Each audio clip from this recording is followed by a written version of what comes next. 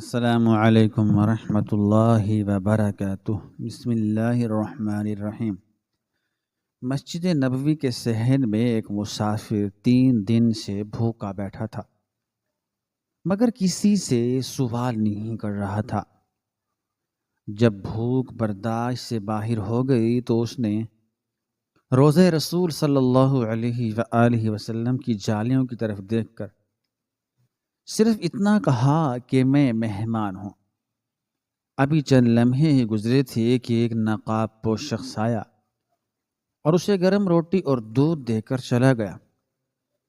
مسافر نے کھانا کھا کر جب اس شخص کا شکریہ ادا کرنے کے لیے پیچھے دیکھا تو وہاں دور دور تک کوئی نہیں تھا۔ تبھی پاس کھڑے خادم نے اسے وہ بات بتائی کہ مسافر کے ہوش اڑ گئے۔ مدینہ منورہ کی فضاؤں میں عجیب سا سکوت تھا، تقدس اور ٹھہراؤ طاری تھا۔ یہ وہ زمانہ تھا جب ابھی بجلی کے قمقموں نے رات کا سینہ چاک نہیں کیا تھا، بلکہ مسجد نبوی کی کچی اور مقدس دیواریں زیتون کے تیل سے جلنے والی قندیلوں کی مدھم اور لرزتی ہوئی روشنی میں نہائی ہوئی تھی۔ کھجور کے تنوں سے بنی ہوئی چھت سے چھن کر آنے والی ہوا کے جھونکے ریگستان کی دن بھر کی تپش کو کم کر رہے تھے، اور فضا میں درود و سلام کی دھیمی گونج مشک و عنبر کی طرح بسی ہوئی تھی۔ اسی نیم تاریک، پر اسرار اور پرسکون ماحول میں مسجد کے ایک کونے میں ایک کھجور کی چھال سے بنی ایک پرانی اور کھردری چٹائی پر ایک نوجوان مسافر سر جھکائے دونوں گھٹنوں کے گرد بازو لپیٹے بیٹھا تھا۔ اس کا نام قیس تھا، جو یمن کے ایک ایسے معزز اور متمول گھرانے کا چشم و چراغ تھا جہاں دسترخوان کبھی مہمانوں سے خالی نہیں ہوتے تھے، مگر گردش دوران اور حالات کے بے رحم تھپیڑوں نے اسے آج اس حال میں لا کھڑا کیا تھا کہ اس کے پاس اپنی بھوک مٹانے کے لیے ایک سوکھی کھجور خریدنے کے بھی درہم نہیں بچے تھے۔ اسے مدینہ منورہ میں آئے ہوئے 3 روز ہو چکا تھا، اور مسلسل 72 گھنٹوں سے اس کے حلق سے زمزم کے چند گھونٹوں کے سوا کچھ نہیں اترا تھا۔ سفر کی طویل اور جان لیوا صعوبتوں نے اس کے توانا جسم کو نڈھال اور ہڈیوں کو کمزور کر دیا تھا، مگر اس کی گہری سیاہ آنکھوں میں ابھی بھی خاندانی وقار اور غیرت کی وہ چمک باقی تھی جو اسے کسی بھی انسان کے آگے ہاتھ پھیلانے سے باز رکھ رہی تھی۔ قیس کا لباس اگرچہ گرد آلود تھا اور سفر کی وجہ سے شکن زدہ ہو چکا تھا، مگر اس کی تراش خراش اور کپڑے کا معیار چیخ چیخ کر بتا رہا تھا کہ یہ شخص پیشہ ور مانگنے والا نہیں ہے۔ یہی اس کی سب سے بڑی آزمائش اور مصیبت بن گئی تھی۔ مسجد میں آنے والے حضرات اور سخی اہل مدینہ عام طور پر ان لوگوں کو کھانا اور کھجوریں پیش کرتے جو حلیے سے فقیر، مسکین یا لاچار لگتے، یا پھر وہ لوگ جو خود آگے بڑھ کر اپنی حاجت بیان کر دیتے۔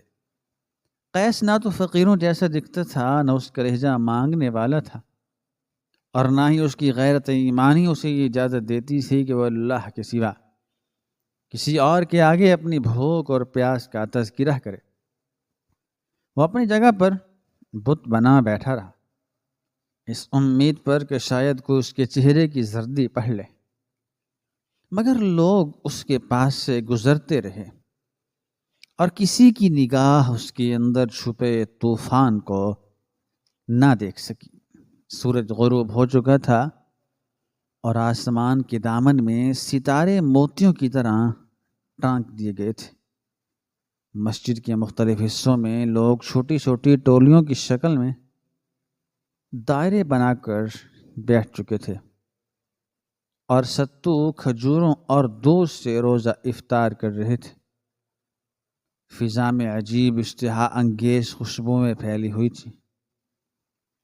کہیں سے تازی بھنی ہوئی گوشت کی مہک آ رہی تھی تو کہیں گرم روٹیوں کی سونتی خوشبو قیس کے صبر کا امتحان لے رہی تھی۔ قیس کے پیٹ میں بھوک کے شعلے بھڑک رہے تھے۔ ایسا محسوس ہوتا تھا جیسے انتڑیاں سکڑ کر ایک دوسرے سے پیوست ہو رہی ہوں۔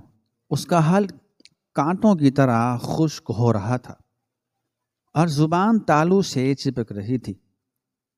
اس نے حسرت بھری للچائی ہوئی نگاہوں سے اپنے سے چند قدم کے فاصلے پر بیٹھے ایک گروہ کو دیکھا جو جو کی روٹی اور شوربے سے انصاف کر رہا تھا۔ برتنوں کے ٹکرانے کی آوازیں اس کے کانوں میں ہتھوڑوں کی طرح لگ رہی تھی۔ اس لمحے شیطان نے اس کے دل میں وسوسہ ڈالا اور پوری قوت سے حملہ کیا کہ اے قیس، اٹھ اور جا کر ان سے کہہ دے کہ میں مسافر ہوں، یمن سے آیا ہوں اور 3 دن سے بھوکا ہوں، مجھے بھی ایک نوالا دے دو۔ یہ اللہ کے بندے ہیں، تمہیں انکار نہیں کریں گے۔ قیس نے اپنے لرزتے ہوئے گھٹنوں پر ہاتھ رکھا اور اٹھنے کی کوشش کی۔ اس کا بدن کانپ رہا تھا، مگر اس کی انا اور خاندانی روایات نے اسے وہیں جکڑ لیا۔ وہ سوچنے لگا کہ اگر میں وہاں گیا اور انہوں نے مجھے حقارت سے دیکھا، یہ سوال کر دیا کہ ہٹے کٹے نوجوان ہو، دیکھنے میں خوشحال لگتے ہو، پھر مانگ کیوں رہے ہو؟ تو میں اس شرمندگی سے کیسے جی پاؤں گا؟ کیا میں اپنے آباء و اجداد کی عزت کو 2 نوالوں کی خاطر خاک میں ملا دوں گا؟ لوگ کیا کہیں؟ لوگ کیا کہیں گے کہ فلاں سردار کا بیٹا مدینہ کی گلیوں میں ٹکڑے مانگتا پھر رہا ہے؟ یہ سوچ کر اس کا سر ندامت سے جھک گیا۔ وہ واپس سمٹ کر بیٹھ گیا اور اپنی خشک زبان ہونٹوں پر پھیر کر رہ گیا۔ بھوک انسان کو کس قدر بے بس، لاچار اور کمزور کر دیتی ہے، اسے آج سمجھ آ رہا تھا۔ اس کی آنکھوں کے آگے اندھیرا چھا رہا تھا۔ مسجد کے ستون اسے گھومتے ہوئے محسوس ہو رہے تھے اور ارد گرد کی آوازیں مدھم پڑتی جا رہی تھی۔ اسے اپنی ماں کا وہ دسترخوان یاد آیا جہاں وہ نخرے سے کھانے چھوڑ دیا کرتا تھا، اور آج وہ روٹی کے ایک سوکھے ٹکڑے کو ترس رہا تھا۔ جب عشاء کی نماز کے بعد مجمع چھٹنے لگا اور مسجد میں خاموشی گہری ہونے لگی، نمازی اپنے اپنے گھروں کو لوٹ گئے اور صرف چند عبادت گزار نوافل میں مشغول رہ گئے، تو قیس اپنی جگہ سے اٹھا۔ بھوک کی شدت سے اس کے پاؤں لڑکھڑا رہے تھے۔ وہ آہستہ آہستہ چلتا ہوا روضہ رسول صلی اللہ علیہ وآلہ وسلم کے قریب ایک ستون کی اوٹ میں جا بیٹھا۔ یہ جگہ نسبتاً تاریک تھی، یہاں قندیل کی روشنی مدھم تھی اور لوگوں کی آمد و رفت نہ ہونے کے برابر تھی۔ اس نے اپنی نمناک اور ویران آنکھیں جالیوں کی طرف اٹھائیں جہاں کائنات کے سردار صلی اللہ علیہ وآلہ وسلم آرام فرما تھے۔ اس کا دل بھر آیا۔ جذبات کا ایک سیلاب تھا جو اس کے سینے میں امڑ آیا۔ وہ کوئی شکوہ نہیں کرنا چاہتا تھا، مگر صبر کا پیمانہ لبریز ہو چکا تھا اور برداشت کی حد ختم ہو گئی تھی۔ اس نے اپنے دونوں ہاتھ چہرے پر رکھ لیے، اپنی ہچکیوں کو روکا اور سسکیوں کو دباتے ہوئے دل ہی دل میں انتہائی دھیمی اور لرزتی ہوئی سرگوشی کی، اتنی دھیمی کہ شاید قریب سے گزرنے والی ہوا بھی نہ سن سکے۔ اس نے اپنے رب سے کلام کیا، یا اللہ، میں تیرے حبیب کے شہر میں ہوں، تیرے گھر کا اور تیرے نبی علیہ السلام کے دیار کا مہمان ہوں۔ عرب کا دستور ہے کہ دشمن بھی گھر آئے تو اسے بھوکا نہیں سلایا جاتا، اس کی میزبانی کی جاتی ہے۔ میں تو تیرے نام لیواؤں میں سے ہوں، تیری توحید کا گواہ ہوں۔ کیا تیرا یہ مہمان آج تیسری رات بھی بھوکا سوئے گا؟ اے پروردگار، میرے پاس اب سوال کرنے کی ہمت نہیں بچی، میری زبان گنگ ہو چکی ہے۔ یا تو مجھے تو موت دے دے یا پھر میری میزبانی کا ایسا انتظام کر کہ میری عزت نفس بھی مجروح نہ ہو اور مجھے کسی بندے کے آگے ہاتھ بھی نہ پھیلانا پڑے۔ یہ الفاظ اس کے دل کی اتھاہ گہرائیوں سے نکلے تھے اور گرم آنسو اس کی گھنی داڑھی میں جذب ہو رہے تھے کہ اچانک اسے اپنے قریب بالکل پیچھے کی جانب قدموں کی ایک بہت دھیمی آہٹ محسوس ہوئی۔ اس نے چونک کر ڈرتے ڈرتے سر اٹھایا اور پیچھے مڑ کر دیکھا۔ اس کے سامنے اندھیرے میں ایک سایہ لرزا۔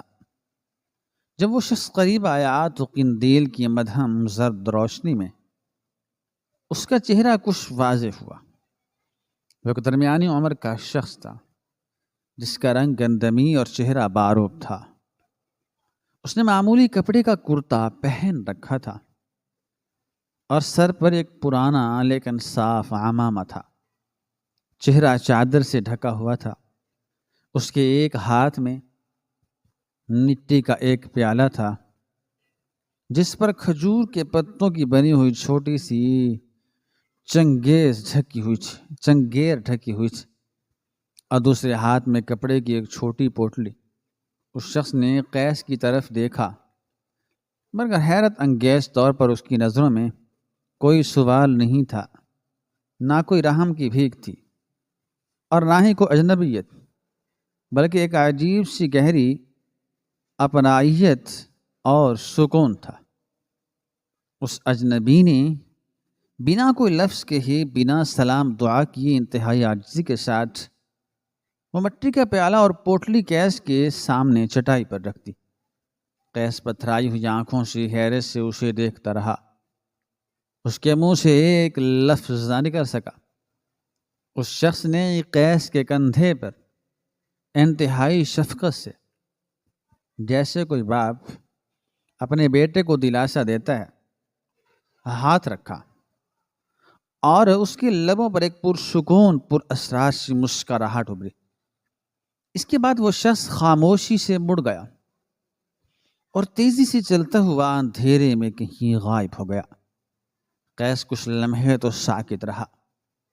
اسے یقین ہی نہیں آ رہا تھا کہ یہ خواب ہے یا حقیقت۔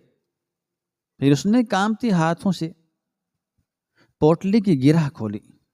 اندر سے تازہ پکی ہوئی روٹی اور بھنے ہوئے گرم گوشت کی بھاپ اٹھی جس نے اس کے دل و دماغ کو معطر کر دیا، اور پیالے میں تازہ بکری کا دودھ تھا جو ابھی تک نیم گرم تھا۔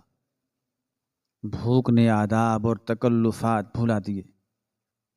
اس نے روٹی کا نوالا توڑ کر منہ میں رکھا تو اسے لگا جیسے وہ دنیا کا لذیذ ترین کھانا کھا رہا ہو، جیسے یہ کھانا جنت سے اترا ہو۔ ہر نوالے کے ساتھ اس کی آنکھوں سے شکر کے آنسو ٹپ ٹپ گر رہے تھے اور وہ زیر لب الحمدللہ کہتا جا رہا تھا۔ اس نے جی بھر کر کھایا یہاں تک کہ اس کا پیٹ بھر گیا اور جسم میں جان واپس لوٹ آئی۔ آخر میں اس نے دودھ کا پیالہ ہونٹوں سے لگایا اور ایک ہی سانس میں پی گیا۔ اس دودھ میں ایسی مٹھاس اور ٹھنڈک تھی جس نے اس کے کلیجے کی آگ بجھا دی۔ کھانا کھانے کے بعد جب اس کے حواس مکمل طور پر بحال ہوئے تو تجسس نے سر اٹھایا اور سوالات کے سانپ اس کے دماغ میں رینگنے لگے۔ وہ شخص کون تھا؟ وہ سیدھا اسی ستون کے پیچھے میرے پاس ہی کیوں آیا؟ اتنی رات گئے جب سب لوگ جا چکے تھے، اسے کیسے معلوم ہوا کہ جہاں اندھیرے میں ایک بھوکا مسافر چھپا بیٹھا ہے، میں نے تو کسی سے مانگا بھی نہیں تھا اور نہ ہی بلند آواز میں دعا کی تھی کہ کوئی سن لیتا، یہ کیسے ممکن ہے؟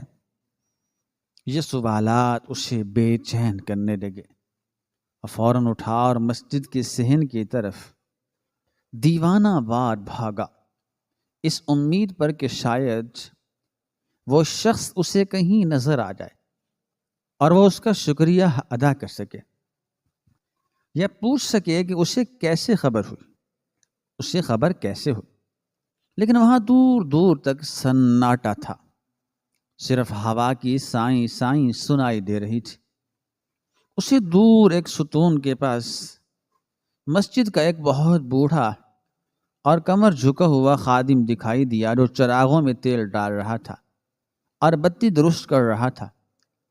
قیس تیز قدموں سے چلتا ہوا اس کے پاس گیا اور بے چینی سے ہامتے ہوئے پوچھا، ہے بزرگ، اللہ آپ پر رحم کرے، کیا آپ نے ابھی یہاں سے کسی شخص کو جاتے دیکھا جس نے معمولی لباس پہنا ہوا تھا، سر پر پرانا عمامہ تھا اور جس کے ہاتھ خالی تھے؟ وہ ابھی مجھے اسی ستون کے پیچھے کھانا دے کر گیا ہے، میں اسے ڈھونڈ رہا ہوں۔ بوڑھے خادم نے اپنا کام روکا، تیل کی کپی نیچے رکھی اور اپنی دھندلی آنکھوں سے قیس کے پریشان چہرے کو غور سے دیکھا۔ خادم کے چہرے پر ایک عجیب سے تاثرات ابھرے۔ اس نے قیس کے کندھے پر ہاتھ رکھا اور ایک ایسا جواب دیا جس نے قیس کے جسم میں سنسنی دوڑا دی اور اس کے رونگٹے کھڑے کر دیے۔ بوڑھے نے کہا، بیٹا، میں پچھلے پہر سے یہیں کھڑا ہوں، مسجد کے اس دروازے سے پچھلے 1 گھنٹے میں کوئی اندر نہیں آیا۔ بوڑھے خادم کی بات سن کر قیس کے پیروں تلے سے زمین نکل گئی۔ اس نے بے یقینی سے اپنے سامنے رکھے خالی برتنوں کی طرف اشارہ کیا اور لرزتی ہوئی آواز میں کہا، بزرگوار، اگر کوئی نہیں آیا تو یہ کھانا، یہ تازہ روٹی اور یہ دودھ میرے پاس کہاں سے آیا؟ کیا یہ بھی میرا وہم ہے؟ خادم نے ان برتنوں کو چھوا، جھک کر چھوا، وہ واقعی موجود تھے، وہ ابھی تک نیم گرم تھے۔ بوڑھے نے آنکھوں میں حیرت کے سائے گہرے ہو گئے، بوڑھے کی آنکھوں میں حیرت کے سائے گہرے ہو گئے۔ اس نے آسمان کی طرف دیکھا اور صرف اتنا کہا، بیٹا، مدینہ کی گلیوں میں راج بستے ہیں، شاید تیرا رزق ہواؤں کے دوش پر آیا ہو، یا شاید میری بوڑھی آنکھیں دھوکہ کھا گئیں، مگر واللہ میں نے اس دروازے سے کسی بشر کو اندر آتے نہیں دیکھا۔ یہ کہہ کر خادم سر جھکائے اللہ کی حمد بیان کرتا ہوا اپنے حجرے کی طرف بڑھ گیا۔ لیکن قیس وہیں بت بنا کھڑا تھا۔ اس کے ذہن میں ایک جنگ چھڑ چکی تھی، کیا وہ کوئی فرشتہ تھا یا پھر بھوک کی شدت نے میرے دماغ پر اثر کر دیا ہے اور یہ سب ایک حسین خواب تھا؟ لیکن پیٹ کی سیرابی اور زبان پر ذائقہ حقیقت کی گواہی دے رہے تھے۔ وہ ساری رات اسی کشمکش میں جاگتا رہا کہ وہ کون تھا اور مجھ تک کیسے پہنچا۔ اگلی صبح سورج طلوع ہوا تو قیس کی بے چینی اسے چین سے نہیں بیٹھنے دے رہی تھی۔ وہ مسجد سے نکلا اور مدینہ کے بازاروں، گلیوں اور محلوں میں دیوانہ وار گھومنے لگا۔ اس نے ہر گزرتے شخص کے چہرے کو غور سے دیکھا، اس امید پر کہ شاید وہ گندمی رنگت والا مہربان چہرہ دوبارہ نظر آئے۔ وہ بازار مدینہ کے ہجوم میں لوگوں کے شانوں سے ٹکراتا رہا، لیکن وہ چہرہ کہیں نہ ملا۔ 2 دن اسی تلاش میں اور اضطراب میں گزر گئے۔ اسی دوران اس نے اپنے پاس بچی ہوئی آخری روٹی کا ٹکڑا بھی کھا لیا۔ تیسرے دن شام ہوتے ہوتے بھوک کا دیو دوبارہ جاگ اٹھا۔ قیس کا جسم پہلے ہی کمزور تھا، اب مزید نڈھال ہو چکا تھا۔ تلاش کی تھکان اور فاقے نے اسے توڑ کر رکھ دیا تھا۔ وہ مایوس ہو کر لڑکھڑاتے قدموں سے واپس مسجد نبوی میں آیا اور اسی پرانے ستون کی اوٹ میں گر سا گیا۔ رات گہری ہو چکی تھی، مسجد میں سناٹا تھا اور قندیلیں مدھم جل رہی تھیں۔ قیس کا حلق پیاس سے چٹخ رہا تھا اور پیٹ میں بھوک کی آگ دہک رہی تھی۔ اس بار اس کی فریاد میں کوئی شکایت نہیں تھی، بلکہ ایک ٹوٹے ہوئے دل کی عاجزی تھی۔ اس نے اپنے سوکھے ہوئے ہونٹ ہلائے اور سسکتے ہوئے کہا، اے میرے رب، تیری خدائی کے راز تو ہی جانے۔ میں نہیں جانتا وہ فرشتہ تھا یا انسان، یا خواب تھا یا حقیقت، مگر میں اتنا جانتا ہوں کہ میں تیرا بندہ ہوں اور تیرے در کا بھکاری ہوں۔ اگر وہ تیرا بھیجا ہوا کوئی غیبی مددگار تھا تو اسے دوبارہ بھیج دے، اور اگر وہ میرا وہم تھا تو میری روح قبض کر لے۔ اب امتحان کی تاب نہیں رہی، اور ابھی اس کے الفاظ مکمل بھی نہ ہو پائے تھے کہ اسے دوبارہ وہی مانوس خوشبو محسوس ہوئی، وہ قدموں کی دھیمی آہٹ۔ قیس کا دل زور زور سے دھڑکنے لگا۔ اس نے جھٹکے سے سر اٹھایا۔ وہی سایہ، وہی لبادہ، وہی نقاب پوش شخص اس کے سامنے کھڑا تھا۔ اس کے ہاتھ میں پھر سے وہی مٹی کا پیالہ اور کپڑے کی پوٹلی تھی۔ وہ شخص خاموشی سے نیچے جھکا اور کھانا قیس کے سامنے رکھنے لگا۔ جیسے اس نے ہاتھ بڑھایا، قیس نے بجلی کسی تیزی سے اس اجنبی کی کلائی پکڑ لی۔ اس کی گرفت میں ایک ڈوبتے ہوئے انسان جیسی طاقت تھی۔ خدا کے لیے رک جاؤ، مجھے بتاؤ تم کون ہو؟ کیا تم آسمان سے اترے ہوئے کوئی فرشتے ہو یا میری نظروں کا توقع؟ کیونکہ مسجد کا نگہبان کہتے ہیں کہ تم دروازے سے نہیں آتے۔ کون ہو تم؟ اجنبی نے چھڑانے کی کوشش نہیں کی، بلکہ اس کی آنکھوں میں ایک نمی تیر گئی۔ اس نے اپنے چہرے سے نقاب ہٹایا تو سامنے کوئی نوری مخلوق نہیں، بلکہ ایک تھکا ہوا، گرد آلود مگر انتہائی پر نور چہرے والا نوجوان تھا۔ اس نے نرمی سے قیس کا ہاتھ تھاما اور دھیمی آواز میں کہا، میرے بھائی، میرے ہاتھ چھوڑ دو۔ میں کوئی فرشتہ نہیں، تمہاری طرح گوشت پوش کا انسان ہوں، گناہوں میں لتھڑ ہوا ایک عام سا بندہ۔ قیس نے حیرت و استعجاب سے پوچھا، تو پھر تم کون ہو؟ اور تمہیں کیسے پتہ چلتا ہے کہ میں یہاں بھوکا بیٹھا ہوں، اور تم اندر کیسے آئے؟ نوجوان نے گہری سانس لی اور جو داستان سنائی اس نے قیس کے جسم میں سنسنی دوڑا دی۔ نوجوان نے کہا، میں مدینہ کے باہر ایک چھوٹی سی بستی کا رہائشی ہوں۔ میں مدینہ کے باہر ایک چھوٹی سی بستی کا رہائشی ہوں۔ میرا باپ فوت ہو چکا ہے، گھر میں صرف میں اور میری بوڑھی نابینا ماں ہے۔ ہم بہت غریب ہیں، بکریاں چرا کر گزارا کرتے ہیں، لیکن پچھلے 3 دنوں سے ایک عجیب معاملہ ہو رہا ہے۔ میری ماں چلنے پھرنے سے قاصر ہے، تہجد کے وقت جگاتی ہے اور کہتی ہے کہ بیٹا اٹھو، جلدی سے کھانا تیار کرو۔ مدینہ میں اللہ کا ایک مہمان دھوکا ہے۔ میں حیران ہوتا ہوں کہ ماں کو کیسے پتا؟ تو وہ روتے ہوئے بتاتی ہیں کہ انہیں خواب میں ایک سفید پوش بزرگ آ کر کہتے ہیں کہ فلاں ستون کے پیچھے فلاں حلیے کا ایک مسافر بیٹھا ہے جو سوال کرنے سے کتراتا ہے مگر بھوک سے نڈھال ہے۔ جاؤ اس کی میزبانی کرو، یہ سعادت تمہاری ہے۔ میری اماں اپنی بیماری کے باوجود اٹھتی ہے، اپنے ہاتھوں سے روٹی پکاتی ہے اور بکری کا تازہ دودھ دوہتی ہے، اور مجھے قسم دے کر بھیجتی ہے کہ جب تک وہ مہمان کھا نہ لے واپس نہ آنا۔ قیس یہ سن کر سکتا رہ گیا، ساکت رہ گیا۔ اس کی آنکھوں سے آنسوؤں کی جھڑی لگ گئی، اور وہ سمجھ گیا کہ وہ جسے اتفاق سمجھ رہا تھا وہ دراصل عرش والے کا انتظام تھا۔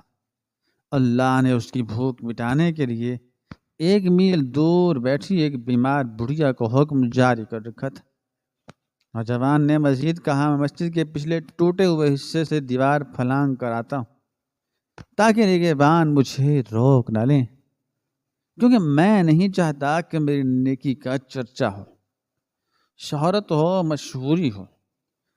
قیس نے کھانا وہیں چھوڑا اور کھڑے ہو کر نوجوان کے ہاتھ چوم لیے۔ اس نے کہا، مجھے اپنی ماں کے پاس لے چلو، میں اس کے قدموں کی خاک آنکھوں سے لگانا چاہتا ہوں، جس نے غیب پر یقین کیا اور میرے لیے اتنی مشقت اٹھائی۔ نوجوان انکار نہ کر سکا اور قیس کو اپنے ساتھ لے کر بستی کی طرف چل پڑا۔